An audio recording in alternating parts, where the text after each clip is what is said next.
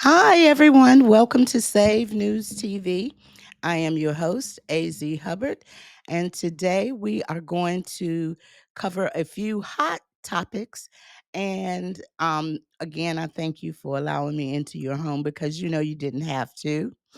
But we will be covering the church that is indoctrinating, flat out lying to children about the rainbow and what God meant about the rainbow. So we're going to talk about that. We're also are going to talk about the AMEZ retirement settlement. You know, we did a story a while back regarding the embezzlement of almost $90 million from the retirement fund, pension fund. And so there has been a settlement in that, and we're going to talk about that.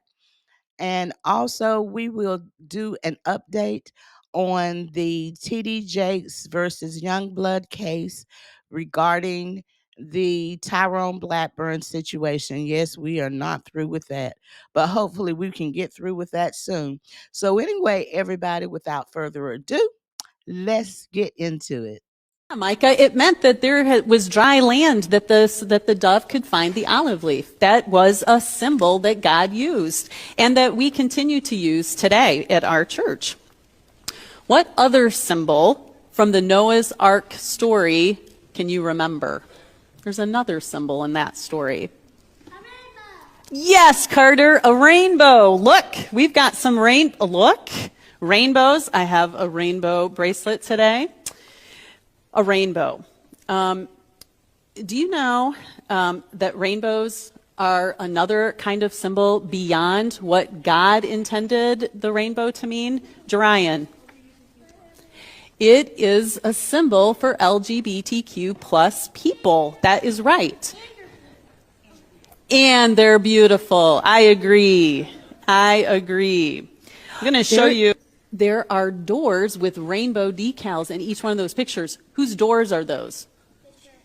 They are the churches. All of the doors to the outside, we have those rainbow decals on our doors. And that is a symbol to people who come to our church that all people are welcome here. They're a symbol so that everyone can see, but there is a special it's a special welcome to a group of people which we have already named, and those are people who call themselves LGBTQ plus, right? Okay, everybody. So you saw and you heard that. So my question to you is why would you need to use the Bible to do that? Now, if you want to welcome somebody, that's fine. But do not twist scripture to try to make it into something that it is not, that God has ordained that He has not. So, I know they're trying to, make it easy Bible study, but this is not something that belongs in the church anyway. As far as trying to teach children that, leave that to the parents and let them do that and deal with that. And if you do decide that you want to let everybody know, which is everybody is welcome in the house of God, but don't try to justify by using and twisting the Bible. So I want you all to get in the comments because I think this is a travesty. It looks like indoctrination. And I'm just really dumbfounded as to what I have just seen. But you tell me because we all have different opinions. I let me know if I'm right. Let me know if I'm wrong. All right, everybody. Let's get to the next story that we're going to talk about, and that is the AMEZ Zion settlement. All right, everybody. Okay, so now we're going to talk about the AMZ Zion settlement. 3 years ago, we did a story on the embezzlement itself. So, in order to catch you up with what happened, I'm going to play the video from 3 years ago, and then we'll talk about what the settlement is and how it pretty much came about from the time. So we're going to give you a little history right here, okay? More than $90 million missing from AME pension funds, claim class action lawsuits. The lawsuits claim that thousands of retirement clergy have been harmed by the potential loss of their pensions. By Bob Smetana. RNS, retired African Methodist Episcopal Church pastors have filed at least 3 federal class action lawsuits alleging the church mishandled tens of millions of dollars in pension funds. Last month, AME leaders stopped making payments to retirees after discovering alleged financial irregularities in the church's pension fund. According to a lawsuit filed in the Southern Division of the United States District Court of Maryland, the former leader of the church's Department of Retirement Services invested plan assets in imprudent, extraordinarily risky investments that ultimately lost nearly $100 million of plan participants' retirement savings. Church officials allegedly gave sole authority over the pension fund to the former head of retirement services for the AME with little or no oversight, according to the lawsuit. That led to investments in the purchase of Florida land, a loan to a solar panel installer, and investment in a now non-existent capital venture outlet. The lawsuit alleges church officials have admitted the pension plan, which was valued at $126 million in June 2021, has lost at least $90 million, and that no one connected with the church knew where the money had gone, except for the former head of retirement services.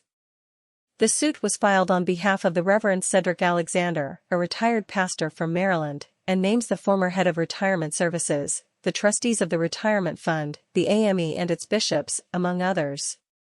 Alexander is one of thousands of retired clergy and church workers affected by the pension plan crisis. As a result of the African Methodist Episcopal Church's gross financial mishandling, nearly 5,000 pastors, church elders, and other employees find themselves contemplating a future without the retirement funds they were depending on, said William Alvarado Rivera, Senior Vice President of Litigation at AARP Foundation, which is helping represent Alexander, in a statement this week. In an interview, Rivera said the AARP Foundation has long been concerned about church pension plans, as many of them are not covered by federal legislation known as the Employee Retirement Income Security Act of 1974, which covers most pension plans in the United States. The foundation is currently suing a Catholic diocese in New York over its pension plan. Rivera said the focus of the lawsuit is the well-being of AME church retirees, many of whom rely on their church pension to pay their bills. Our focus is very much on making sure that the pension and retirement plan beneficiaries are made whole, he said. Similar lawsuits have been filed in Tennessee and Virginia. In an update published in late March, AME church officials said they became aware of problems with the church pension plan after a leadership transition in 2021 revealed possible financial irregularities. Out of an abundance of caution, we immediately engaged outside legal counsel and forensics experts to conduct an independent and comprehensive investigation, church leaders said in the update. We continue to actively work with federal authorities who are investigating this matter and recover any misappropriated funds. Church leaders have also said they are cooperating with federal officials who are investigating the pension fund. They have also set up a task force to look into the pension plan crisis and to develop a plan of reorganization, recovery, and restoration for fund participants.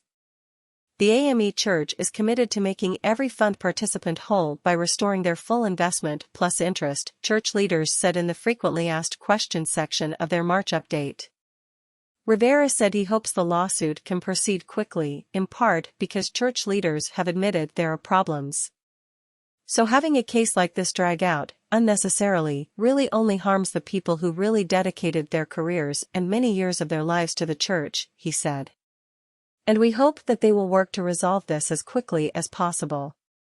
Founded in the late 1700s by former slaves who had been part of Methodist churches, the African Methodist Episcopal Church is one of the nation's most prominent Black Protestant denominations. The denomination, which was claimed as many as 2.5 million members in the past, is a hierarchical church led primarily by its bishops. Okay, so now that you're caught up on the history of this, let's fast forward and see what just transpired with this as far as the settlement and everything. So a federal judge This is coming from the Roy's report, and Adele Banks is the author of this. A federal judge approves partial payments for lost AME church retirement funds. The district court judge granted final approval Monday to a partial settlement for the clergy and staffers of the African Methodist Episcopal Church after a substantial percentage of funds from their retirement plan was discovered to be missing. The historically black denomination has been accused of mishandling the retirement funds, leaving many plan participants with about 30% of what they had hoped for their retirement.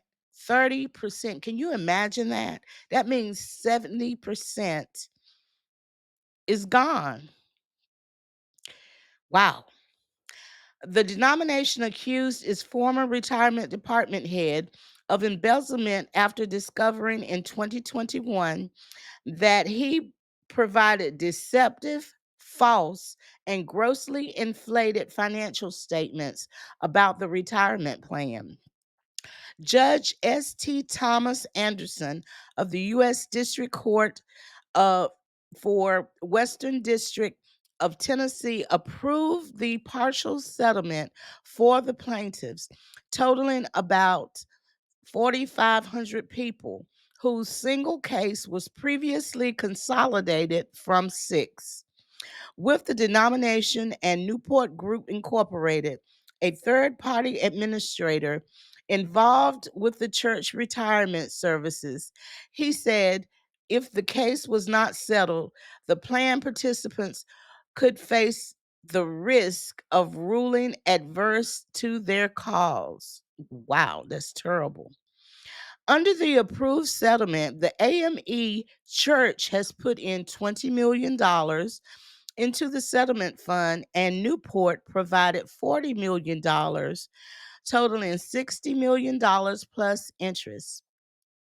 Lawyers for plan participants and the church confirmed Tuesday that, not including interest, legal fees currently total $20 million plus $1.3 million reimbursement of out-of-pocket expenses, more than a third of the settlement.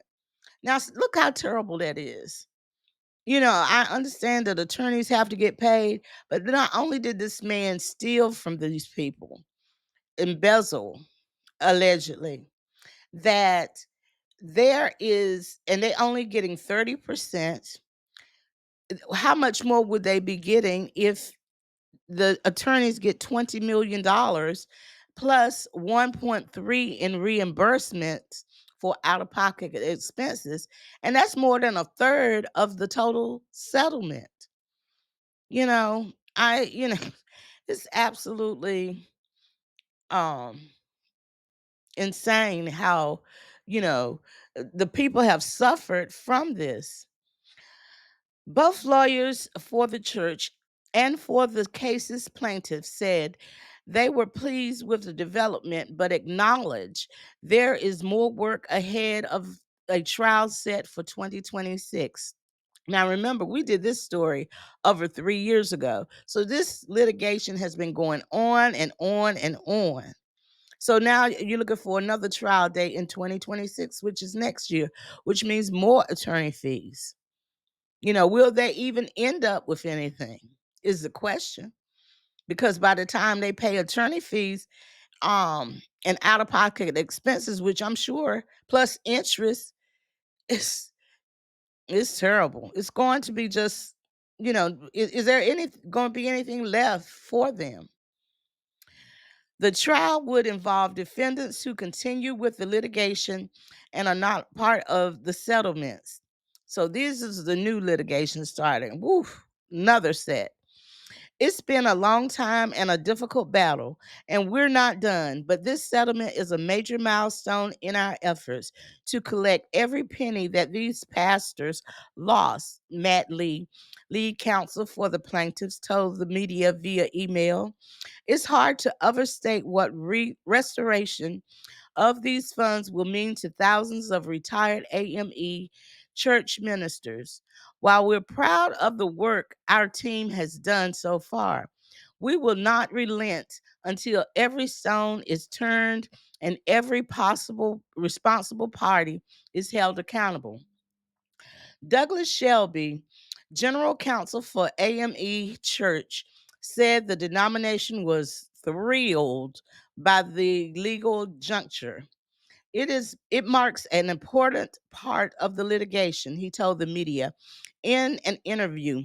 Obviously, we still have ways to get our plan participants who suffered this wrong fully restored to their financial position. But this is an important series of first steps. Shelby added that the church continues to seek full recovery from the other parties that were participants in the scheme to defraud the church.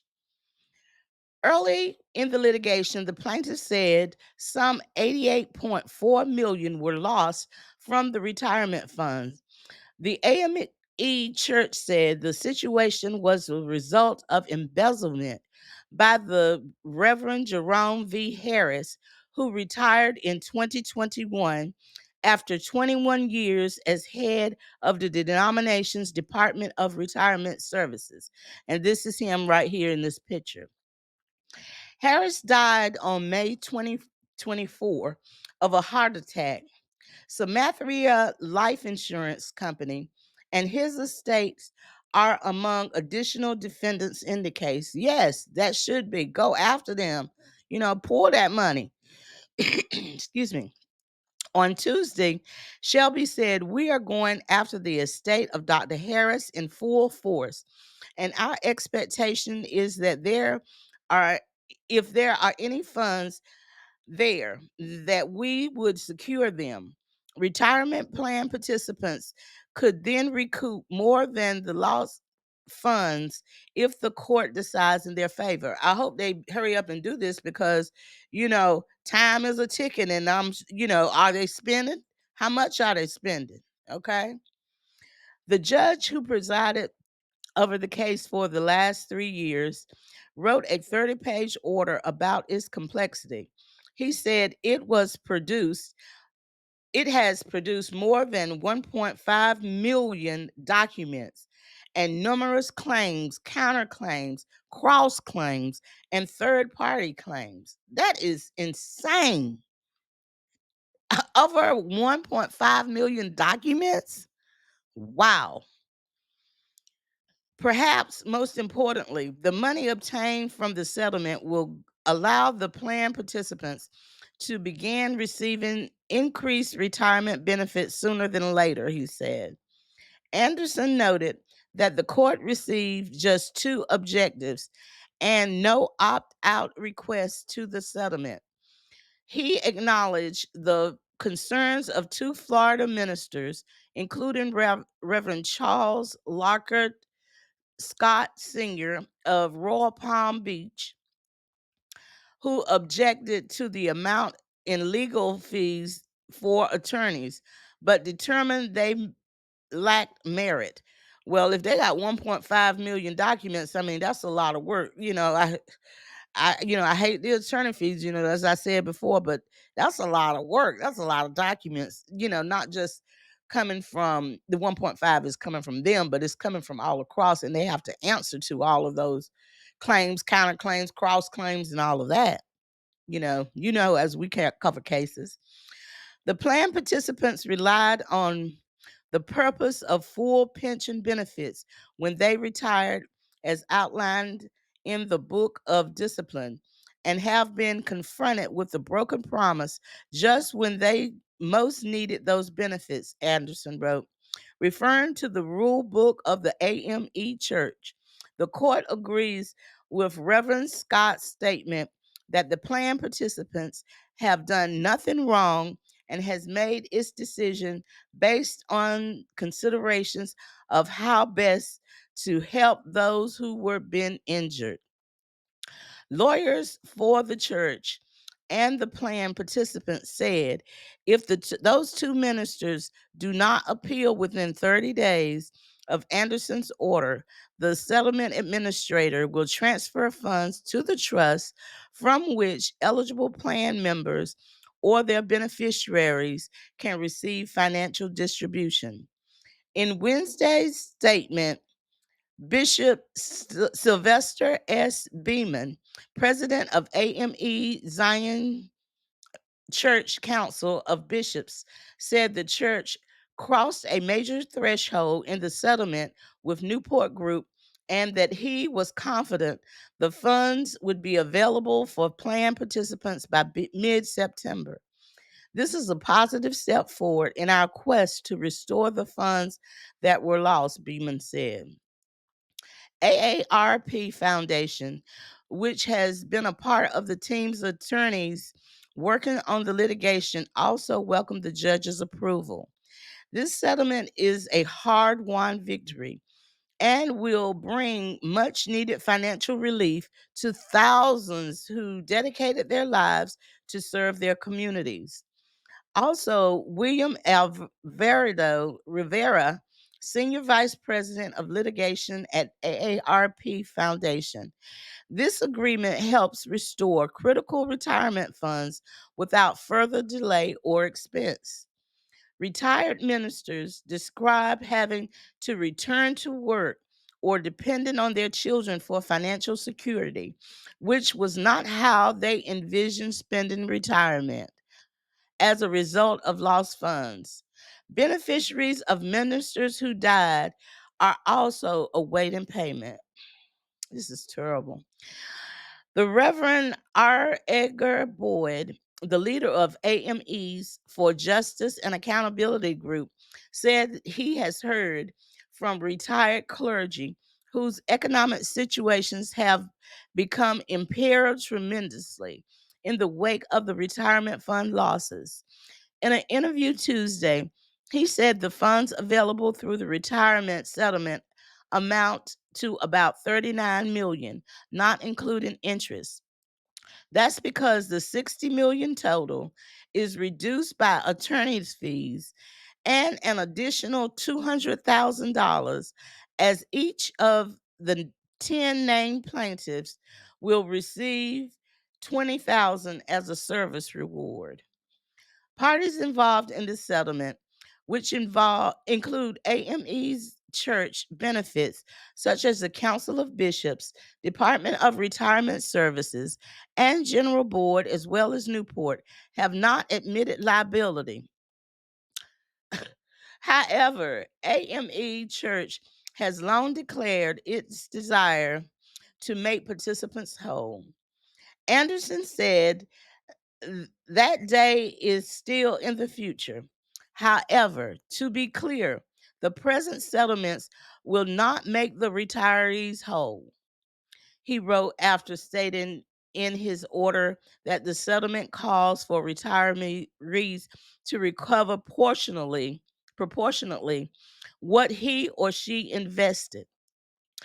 The litigation continues with the goal in mind and with the assurance that plaintiffs' counsel that claims against all the defendants in this matter are being actively pursued, he wrote. Okay, so, it's just a sad situation, especially being the church and the body of Christ, that you steal from, people embezzle from the retirement fund to live a large life and order, so they can live a large life. But then those that have invested, they can't even live a regular life. This is just absolutely horrible. And I'm just, really upset that this happened to them. And, keep them in your prayers and everything of that nature. This is sad. But I am glad that they got some form of relief, even though they are not made whole. So anyway, next story coming up is the TD Jakes versus Dwayne Youngblood. We're talking about there's been case update information regarding Dwayne. I mean, Lord have mercy. The man, his lawyer. I'm just so tired of this case. But We're gonna get it, and they're gonna get through this. I'm not tired of the case, TD Jakes versus Youngblood, but just veering off to take care of the lawyer situation regarding sanctions is just a lot. But anyway, let's get into it, everybody. Let's get into it. And here we are again, everybody. Yes, here we are again with Tyrone Blackburn. We're again in the TD Jakes versus Youngblood case. Unfortunately, Tyrone Blackburn has commandeered this TD Jakes versus Dwayne Youngblood case, and we are spending way too much time on him. I want the judge to rule swiftly, and so we can get over this. But anyway, there's no sense of me complaining because we just need to get her done. So this is the latest. The other day, Tyrone Blackburn fell on the mercy of the court, asking the judge to um, not impose monetary sanctions if he supplies sanctions. And so now he has TD Jakes attorneys have come back and they're like, oh, hold your horses. We're not having this. Just like I said, this is costing so much. I can't see how the judge cannot impose monetary sanctions on Blackburn. I can't see how the judge is going to allow for TD Jakes to eat over $70,000. That is not his fault that Blackburn used AI hallucinations. And again, we don't have a dog in this fight, but fair is fair and fair is fair. And I think that Blackburn just need to give it up and eat the cost. And but anyway, that's my opinion. I always want you all's opinion. Get in the comments and tell me what you think. As a matter of fact, tell me even if you don't want me to finish covering this Blackburn part, and I'm good with that too.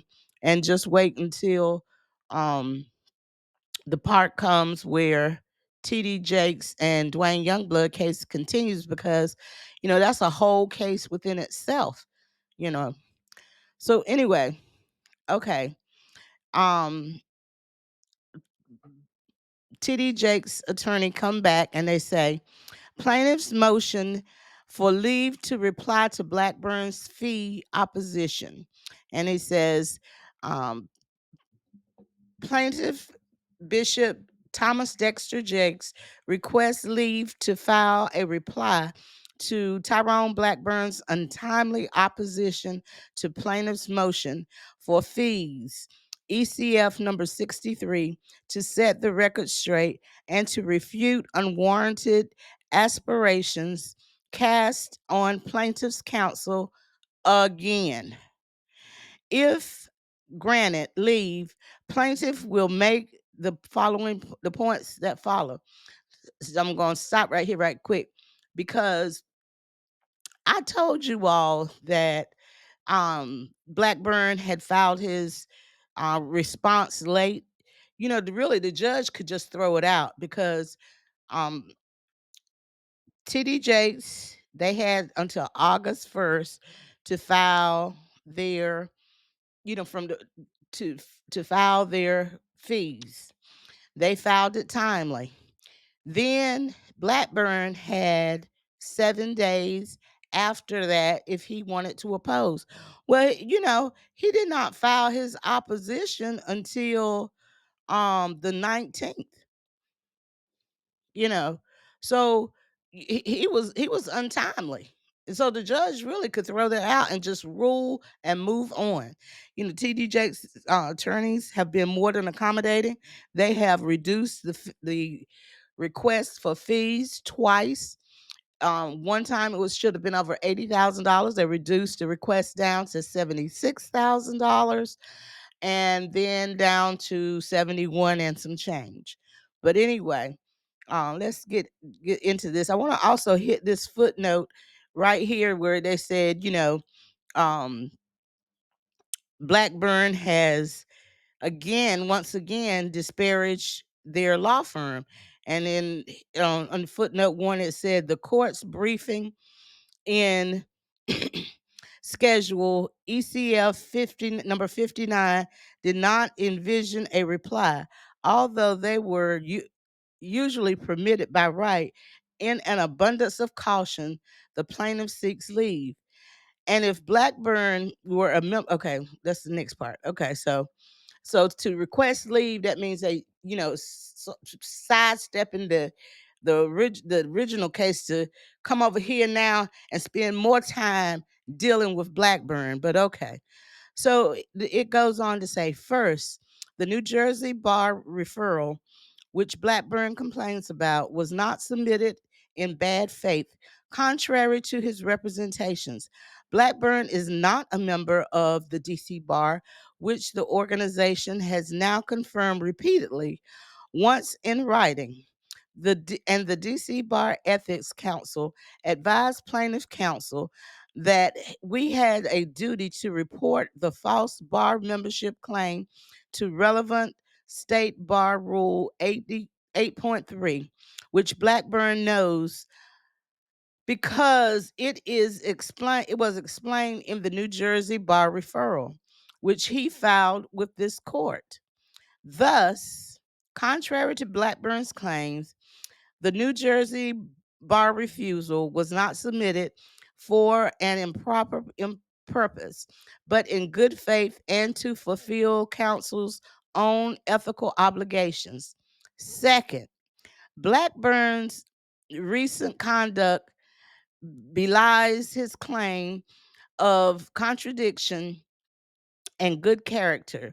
When plaintiff requested consent to file the motion for leave, Blackburn responded by calling the case a waste of his time and threatening Bishop Jakes' daughter. Oh wow. Wow. Wow. So he is threatening, according to TD Jakes' attorneys, TD Jakes' daughter. Okay, so how did he threaten him? He wrote, "No, I do not consent. I am no longer wasting my time with you or this case. You filed a bar complaint in bad faith, and the court will see that. And as an aside, please ask your client, Mr. Jakes, if he and his daughter will be willing to waive service of process for the upcoming lawsuit I will file on behalf of Richard Brandon Coleman." Woo! Oh, wow. Wow. Coleman is the plaintiff's daughter's abusive ex husband who is currently serving 20 years in Texas State Prison for child S crimes with a projected release date of 2042. Whoa. Okay. So even though we didn't cover this, many of you know this within the Christian community, and some of you don't, that Cora Jakes's ex-husband, now he is in prison for SAing crimes in Texas, and he's serving 20 years. So now Blackburn is threatening to bring a civil suit representing him, even though he's in prison until 2042 release date, projected release date. He's gonna file that. So I guess he was trying to intimidate TD Jakes and his team. This definitely probably would backfire on Blackburn. That's the threat that he's talking about. Okay, so I can't see him making that kind of claim, making that type of statement to work in his favor against TD Jakes. Third, despite this court's repeated admonitions about grievance citations, errors across multiple filings, Blackburn has again misrepresented cited cases. As we are sure this court already discovered. For one, Blackburn states that the court in Johnson versus Dunn only ordered corrective education. That is false. The court also disqualified the attorneys and referenced their misconduct as inapplicable licensed authorities' sanctions to which Blackburn presumably objects. But most egregiously, despite claiming to now it, understand the import of quotation marks, Blackburn again quoted language from the case that does not appear in the decision. In IN versus Hill, court never used words the words quote lied to the court unquote and quote showed no remorse unquote, as Blackburn represents ECF number 63 at 5. Rather, quote, lied to the court, unquote, appears only in the head notes and, quote, showed no remorse, unquote, appears nowhere in the documents. The word remorse is never mentioned. In Ian R.E. Hill, while the case may reflect some sentiments, this example refutes Blackburn's claim that, quote, now understand that paraphrasing, particularly those closely tracked the language from cases, must never be enclosed in quotation marks, unquote. I don't know what Blackburn is thinking. Does he not know that these people are going to fact check him? They don't believe nothing he say. They believe nothing he writes. Let me get a sip of my Jamaica tea because we got to be we want to be reading here. They have he should know that they're going to fact check him. Why does he continue to do these things? I don't know. Again, I don't have a dog in this fight. I'm neither team TD Jakes or Blackburn or Youngblood, but I believe fair is fair. And I believe that he need to get his stuff together because they're going to fact check him. And the more he lied, the deeper he is digging himself into trouble. Okay, fourth, and at the risk of beating a dead horse, plaintiff again notes that Blackburn's claims to have acknowledged his error immediately and demonstrated remorse and corrective action is false. As the court knows, his reply doubled down on his misconduct and falsely accusing plaintiff's counsel of engaging in misconduct too. He took the same approach here, falsely accusing counsel of submitting a bad faith bar grievance, knowing that we were advised of their duty to report the situation. Finally, Blackburn filed his opposition nearly 2 weeks late without requesting leave. Okay. Again, like I said, he was late. The judge can throw it out. Just like TD Jakes' attorneys is requesting leave now so they can file the proper paperwork. If he was going to be late, he should have filed leave so he could do that. But no, he just late. He just turned it in 2 weeks, almost 2 weeks late. Okay, conclusion.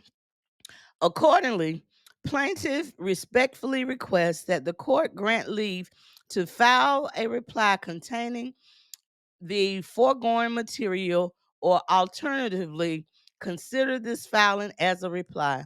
And Dustin Push has signed this. I'm going to tell you straight out of the gate. Some people just glutton for punishment. And I think that Blackburn is one of them. Some people just, I just don't get it. I don't get it. Maybe you get it. Can you tell me and explain it to me? I mean, okay. They're going to fact check you, Blackburn. Everything you say, if you say that the sky is blue, they're going to go outside and look at the sky to see if it's blue. Not only are they going to go outside and look to see if the sky is blue, they're going to do research. They're going to call in scientists. They're going to call in experts. They're going to research to the end to see if indeed the sky is blue. At this point, Tyrone Blackburn, according to TD Jakes' attorneys, you have no credibility according to how they're writing. They don't believe anything that you say, and they're going to fact check everything you say down to the penny. So, um, let's stop wasting the court's time, stop burning through money, and threatening TD Jakes and his daughter, with litigation, trying to, I guess, I don't know, trying to intimidate them. But it goes on. So let's see what file right after that. Okay. Well, we know that Blackburn just was not going to leave it there and let TD Jakes' attorneys have it. So amazingly, he swiftly filed his opposition to the surreply. I mean, the request to take leave of TD Jakes' attorneys. So let's read what he says. And it's let's see. He says, non-party respondent Tyrone Blackburn submits this opposition to plaintiff's request for leave to file a surreply. The motion is not grounded in any need to clarify legal arguments or address new issues. Rather, it is an overt and improper attempt to sanitize a retaliatory bar complaint and deflect attention from the plaintiff's counsel's egregious conduct designed not to seek justice, but to destroy the career and reputation of opposing counsel through harassment, falsehood, and litigation abuse. Woo! Baby! This case is pending in the Western District of Pennsylvania. I have no cases past or present in the District of Columbia. Nonetheless, plaintiff's counsel, Mr. Dustin Push, filed a bar complaint against me with the DC Office of Disciplinary Counsel, claiming I misrepresented my bar admission status. This alleged misrepresentation stems from the inclusion of the letters DC under the logo of my firm. At no time did I ever express or discuss my District of Columbia bar admission to Dustin Push and his colleagues. At no point did he call, email, or write to inquire about my DC bar admission before launching this career altering attack. He has no issue sending me emails to request permission to file the surreplies. He has no issues with sending me an email to threaten sanctions according to Rule 11. But for some reason, he had a hard time sending me an email to inquire about my DC bar admission. Mr. Push actions exhibit clear and bad faith. Baby, these attorneys fighting. The girls are fighting. They fighting. They fighting. They fighting. Okay. I was formally sworn into the District of Columbia Bar on May 7th, 2024, by the Honorable Catherine H. Parker, U.S. Magistrate Judge for the Southern District of New York. See attached. I urge Your Honor to contact Parker, NYSTDC, Judge Parker, to confirm that she swore me in and signed Exhibit A. The retaliatory nature of Dustin Push conduct is self-evident. Its timing followed my filing of several affidavits in defendant's anti-slap motion case previously filed by the defendant in this case. From countless survivors of plaintiff who all describe serious allegations against plaintiff and other members of the clergy and his church who use their position and power to groom and SA them. I don't know, y'all. It's getting good again. Maybe if it's true. These affidavits contain deeply disturbing firsthand accounts of misconduct. They form the basis of defendant's argument that plaintiff is a parish. Defendant's public allegations against plaintiff were not isolated but part of a disturbing pattern to deprave grooming and SA. In response, plaintiff's counsel suggested to struggle to address the allegations head on, failing miserably to coherently respond to the men who provided the sworn affidavits. Okay.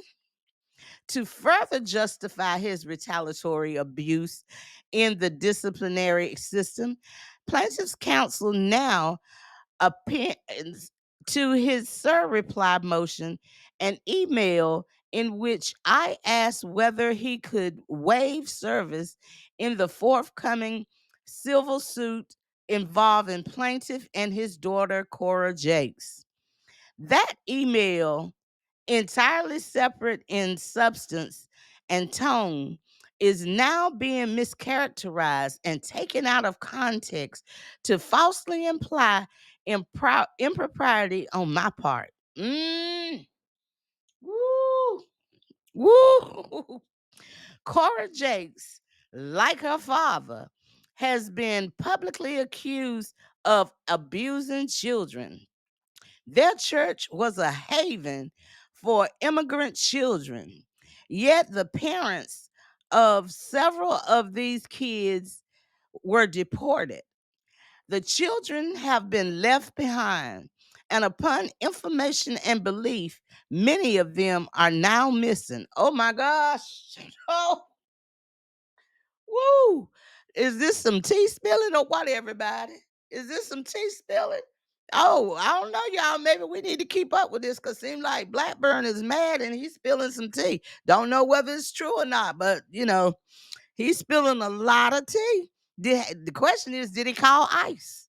Did he call ICE? Okay, back to it. Cora Jakes, in particular, has been accused of manipulating a vulnerable friend who trusted her into giving Cora Jakes custody of their child and engaging in other forms of physical abuse of her adopted daughter.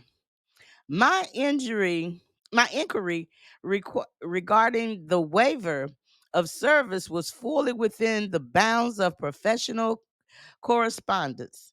Mr. Push's decision to present it as a quote unquote threat is both dishonest and defamatory.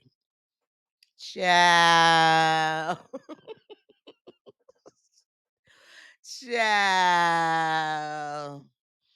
From the inception of this lawsuit, I informed Mr. Push that I am planning to file a class action lawsuit for several male SA survivors against plaintiff TD Jakes. Okay. Dustin Push created Mr. Jake's present reality by foolishly filing this suit against Mr. Youngblood in hopes of bullying him into signing away his right to speak publicly of childhood trauma visited upon him by TD Jakes.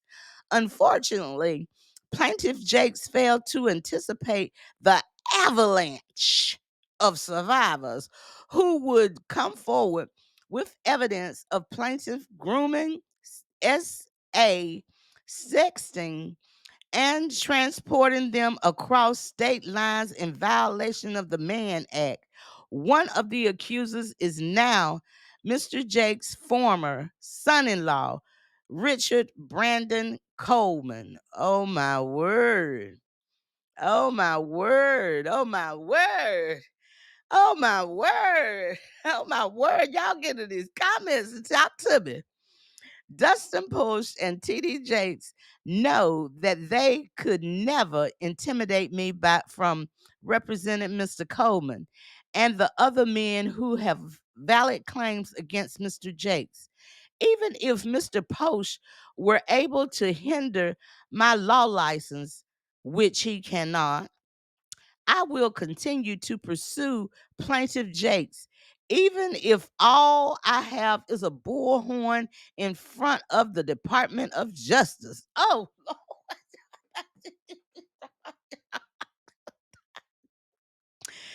even if there is no financial recovery in my forthcoming litigations against Mr. Jakes, I don't care. So long as my clients have their day in court, can file their criminal complaints, and their claims are investigated by law enforcement, I will get justice for my clients. Oh, well, baby. Mm. This court should not entertain Mr. Posh's desperate and abusive litigation tactics.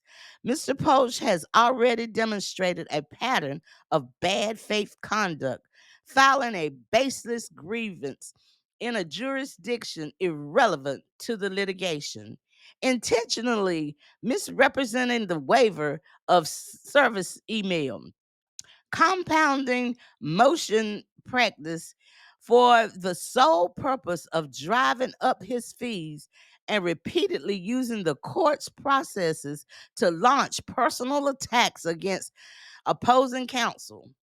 His request for reply is yet another example of these improper acts. As the Supreme Court explained in Chambers versus NASCO, when there is bad faith conduct in the course of litigation that could be equatedly sanctioned under the rules, courts ordinarily should rely on those rules. However, if in the informed discretion of the court, neither the statute nor the rules are up to task, the court may safely rely on its innate power, inherent power.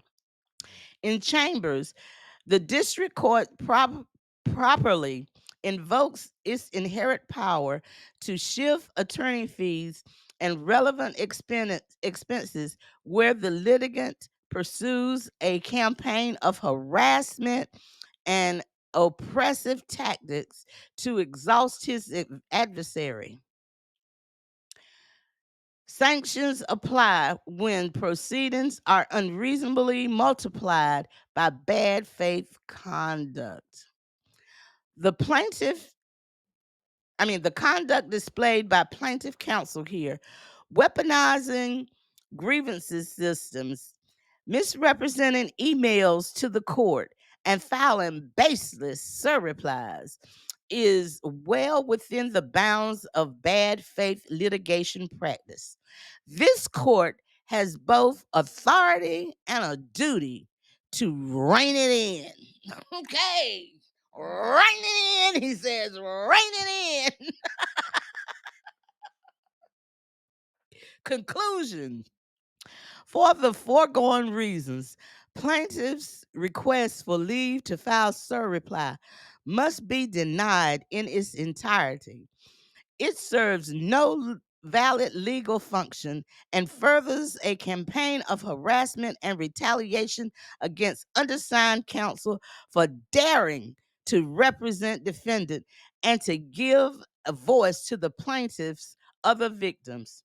Should the court permit plaintiffs to file reply, I respectfully request leave to file a substantive response and move for appropriate sanctions against Mr. Dustin Push under Rule 28 and the court's inherits power.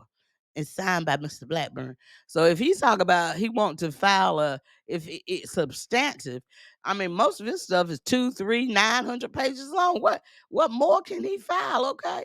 Well, anyway, he did attach the thing from the Committee of Admissions, District of Columbia Court of Appeals. He attached that, the swearing in process. And he attached the District of Columbia Attorney of Oath, Attorney Oath of Admission to the District of Columbia Bar. And it is written and signed by the Judge Catherine Parker on the 7th of May, 2024. So we're gonna see what happened here, everybody, because this is heated up. Now I was ready to give up on this back and forth between attorneys, but it seemed like, there's some fire under here. There's some new revelation of things, we have, this hot topic today, it's come with a lot of stuff. So, you know, we might need to keep on it, keep on it, keep on it. Yes. What do you all think? You think we need to keep on this Tyrone Blackburn sanction thing? Because it seems to be fire. All right. All right, everybody. I hope you have enjoyed today's hot topics because they were hot, hot, hot. Ooh, they were so hot. Let me get some Jamaica tea so I can cool down. Ooh, God. Wow. It was hot today. We've had topics from indoctrinating, pastors indoctrinating and straight up lying to children. We've had the AMEZ church about embezzlement of funds and the court giving them the right to have that, but it's unfortunate that so much money will be lost because of the embezzlement. We've also talked about Tyrone Blackburn allegedly, according to TD Jakes' attorneys, threatening TD Jakes and Cora Jakes. And we've had some alleged, yes, I said alleged, spilled tea about TD Jakes and Cora, but according to Blackburn. So, when these topics are hot, they get hot. Now, remember, everything that is written in the lawsuit are not facts until proven, until there is a determination by the court. And so, just remember that as we read in court documents. But one thing I can say, and I say it again and again and again and again, court documents are hot, they are fun, and we try not to have a dog in the fight. Yes, I got to the point that I am so tired of dealing with this segment of the lawsuit when I did not sign up for that and you did not sign up for that. But it is what it is, and that's how sometimes lawsuits veers off. But anyway, I need you all to get in the comments. Tell me what you think about what the hot topics are today. Make sure you like, share, subscribe, comment, share it out. Again, I thank you so much for allowing me into your homes, and I hope you all have a very blessed and prosperous day. You all have a great day. Bye. Getting bored? Want to enjoy some relaxing music? Do you need to get updated with all the latest news, but don't have enough time to watch TV for hours? Or do you need to get your praise and worship on? We have your solution to your problem.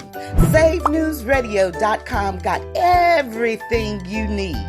Listen to SAVEDnewsRadio.com, filled with praise and worship 24/7, everywhere, in your home, laptop, or tablet, on your phone, in your car, and on Alexa. Install the Save News Radio skill on Alexa and then just say, "Alexa, launch Save News Radio."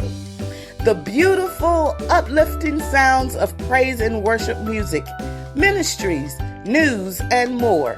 SaveNewsRadio.com, created to glorify God and edify the body of Christ.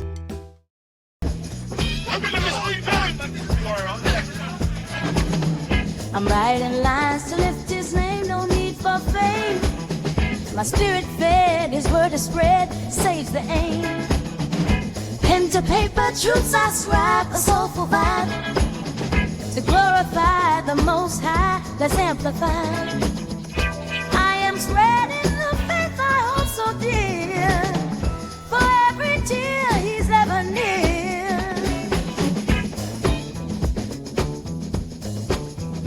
Choirs rise on Sunday morn, his love we adorn. Each melody a testimony, hearts reborn. In every verse a whispered prayer beyond compare, to lift the hearts of those in dark despair. We testify with every note we sing, in harmony let freedom's bell ring.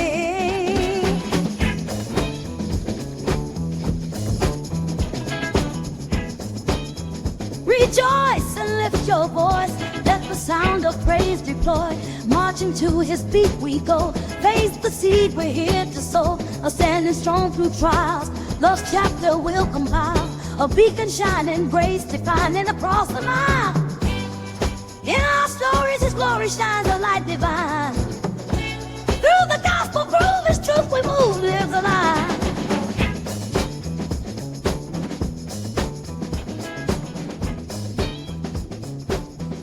Each Sunday pew, a vessel lined with grace anew. Souls intertwined, the word defined, it shines on through. Lifting high the cross we bear, in silence share. The hymn we breathe, in him believe, it's love we declare. We're saved by grace in this whole every place. Voice is strong in this soulful song we embrace.